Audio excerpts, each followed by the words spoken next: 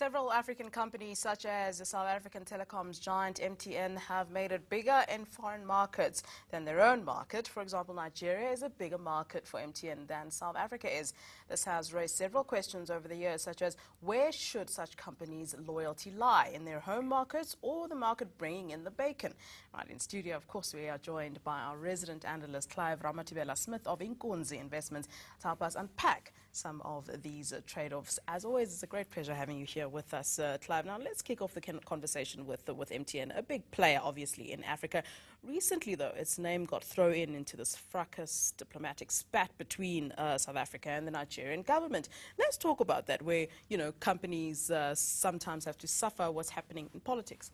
It's very simple, and it's very sad at the same time, because what you're looking at is a situation where a South African business goes into Nigeria, which we're supposed to be very happy about and all excited about. I mean, the reason why it's bigger there than in South Africa is because if you look at just the number of population, then you'll realize that in actual fact, Nigeria is 3 times the size of South Africa in terms of numbers. So that makes it very automatically the number one. But besides that, the people that took this deal for MTN to Nigeria, handed sealed up, got the government involved, got all the relative. There was no infrastructure for networking and ICT in Nigeria at that time. So now Nigeria knew that they needed MTN to actually start rolling these things out. The problem is that because you're the starter, you're the beginner, you're the guy that starts this whole engine, then obviously everybody that comes afterwards cannot have the same share of the market that you would have because you have an advantage. It's the same what happened here.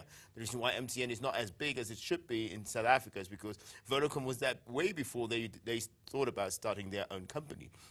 So when Vodacom then started, because they had the advantage of the fact that they're a UK-based company, they understand the fundamentals of marketing in the mobile space, they took off most of the South African market, and their fees were much more competitive than those of MTN, who's a new player. So that's always the disadvantages and the advantages of new business. But that doesn't mean that we shouldn't have very good relations between the two countries. The reason why is because later on, when Nigeria realizes that, wait a minute, this South African company has got so much more leverage and so much more advantage than anybody else. They can charge much cheaper than even the new companies in Nigeria who are trying to get into the same market. So what do you find then? You find some tensions, and the guys go to the government and they say, but this is our country. So now you have to understand where do we draw the lines, and that's what the problem is with MTN and the rest of the Nigerian market. I know that you're very passionate about this, but for example, where it is like Nigeria is MTN's biggest market and still continues to grow, but MTN, of course, being a South African company, where should MTN's loyalty actually lie? I mean, if they're making more money in Nigeria, why should they be more loyal to South Africa? The problem there is twofold. The first one is, what is longevity? Where does it lie? And the second one, obviously, is profitability. You know, those two are always the things that you ask yourself as an entrepreneur, as a business person. You want to know, where does my loyalty lie when it comes to profitability and longevity? Why do these go hand in hand? Because the longer the business goes into, it starts building into a certain market. Therefore, you must also calculate the profits that come with it. If the profits are good and the longevity look good, then why should you exit? Because your loyalty will always lie where you make the most of your bread. So if you're getting your bread buttered on both sides at one particular market, that's where you're going to be your focus point. But it doesn't mean that you have to leave where your grassroots are. So you always have to go back and look at what is happening in your own local home-based business. But I think, for example, this particular opportunity is a good lesson for African business as a whole, because it shows you that even as you grow, whether it be organically or by leaps and bounds, and you've actually exceeded your expectations, the fact that where your bread is buttered is where you will actually be more loyal than anywhere else. And it shouldn't hurt us because it's still in the African continent. So it is still home. So because of the scales, I've just showed you the differences in population. So that doesn't mean that MTN shouldn't be loyal to South Africa. MTN has done a lot of things in South Africa.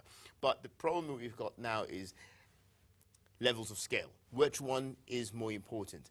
I don't think MTN wants to regard South Africa as not important because that's where they started their business. Hashtag levels. There have been calls for your MTNs, your ShopRites, and your Dangotes of this continent to dual list.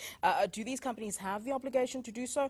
And if they have substantial market capital in a foreign market, would that be necessary for them to do so? Let's start with the first question, Yeah. the first part of the question. The first part of the question, is it necessary for them to do so? The answer to that is it viable for the business to do so? What is the reason behind you making a dual listing, or even starting, let's say, why you're listing in the first place? The reason why companies and business list is because they want to raise capital and they want to make grounds into markets that in actual fact they would not be able to do. So they're giving a public offering. That's what a listing is. It's a public offering to everybody so that they can participate in that particular market. So if you make a public offering in Nigeria, for example, on the NJE, so for example to say on the NSE, you're saying that you want the guys in Nigeria to participate in the shareholding within the business, not just in Nigeria, but in wherever MTN is. So is that a good thing or a bad thing? No. It's not a bad thing. It's a good thing because it gives opportunity for those people, that bigger market you're talking about, to also be included in participating in shareholding of this business that has done well in that particular country. So why do we stop that? We shouldn't be stopping that. We should encourage it because it will help other companies and other businesses. If you say they're going to list in London, then I'll be confused. I'll be like, what are you doing in London? Because you should be here, where you started your business, where your business is booming. So why do you want to go and go into the London Stock Exchange? Clive, as we close, do you see increased competition on the continent, encouraging businesses to sort of expand outside their own markets, or do you see a clampdown really? When business is spreading, when business expands, it gives opportunity for the entrepreneur to think more laterally, for the businessman to think about how to grow his business and how to be more competitive. So competition is very good. It raises eyes on things that you would not have probably have had before. You need to be ahead, be proactive and not reactive. I want to give you an example about a company called RIM, and I'm disappointed I still have a phone made by this particular company. But this business was slow to react to the change on the fast pace of what smartphones would come to be in the near future. And that failure has led them to their downfall. So South African business, Nigerian business, wherever in the African continent we have business, let's work together and let's make competition very heist so that everybody knows and realizes that if I don't check myself, if I don't do things the right way, I'll be left behind. That is very good for any business anywhere in the world. All right, Clive, we're always so happy to have you. Thank you very much for that. That's Clive Ramathibela-Smith of eNCA Investments.